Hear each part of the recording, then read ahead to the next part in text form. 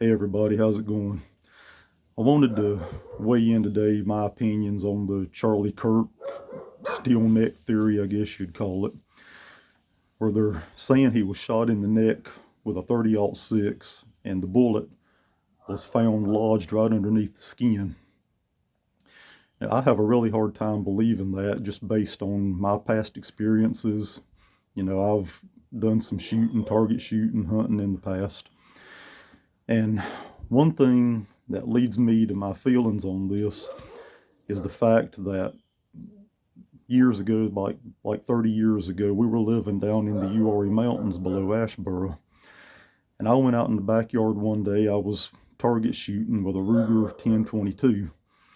And when I got through shooting, now down behind us there was nothing but just thick woods behind us. There was nothing back there to hit. And when I got through target shooting, I went down there and got up whatever it was I had set up for targets. I don't remember. But I went down there and got the stuff up, and I went out in the edge of the woods looking around, and there was a tree there, probably 5 inches in diameter. And one of my bullets had hit that tree, and it had literally gone all the way through that tree. It was about 5 inches in diameter. Now, it was not like an oak or a hickory. It was some sort of a softwood. I don't know really what kind of a tree it was. But that 22 long rifle bullet had went all the way through that tree. It was a 40 grain bullet. That's usually what I would shoot. 22 long rifle, 40 grain. And that bullet had went all the way through that tree and had traveled another probably 5 feet and hit another tree. It had lodged in it. And that tree, it was a living tree. It was not dead. It was not rotten. It was a live, solid tree, about 5 inches in diameter. And that 22 long rifle bullet went all the way through it.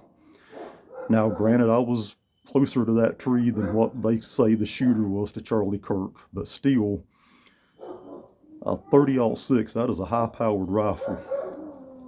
I was shooting 22 long rifle, 40 grain bullet. 30-06 is like probably 150 grain, considerably more gunpowder behind it, a whole lot more powerful.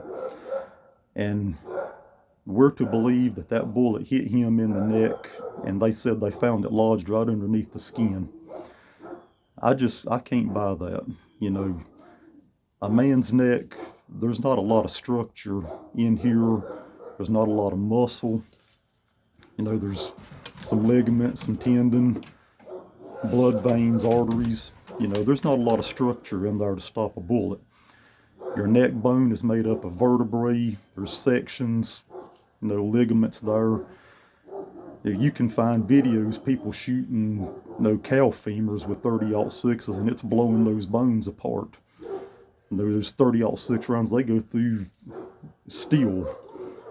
And they're saying that his neck stopped a 30-06 round. It was found lodged just right underneath the skin.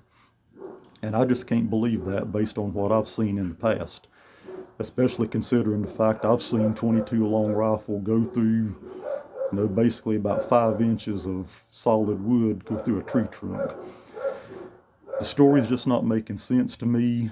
I think there's more to this story than we're being told. The whole thing is really, it's getting the same smell that the Kennedy assassination had. I think there's more to this story. I think there's more to it they're not telling us. I think there's a cover-up going on. I don't know who was behind it. I don't know who pulled the trigger. I don't know what he was shot with. But I'm just having a really hard time believing that he was hit with a 30-06 round and it lodged in his neck right underneath the skin. I'm having a hard time believing it based on what I've seen in the past and what I've seen 30-06 rounds do.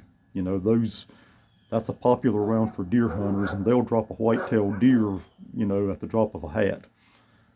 And I can't believe what we're being told. It's not making sense to me.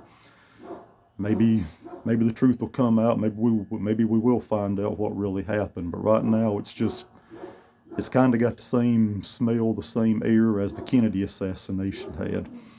So, maybe I'm hoping someday we'll know the truth. Thanks for watching.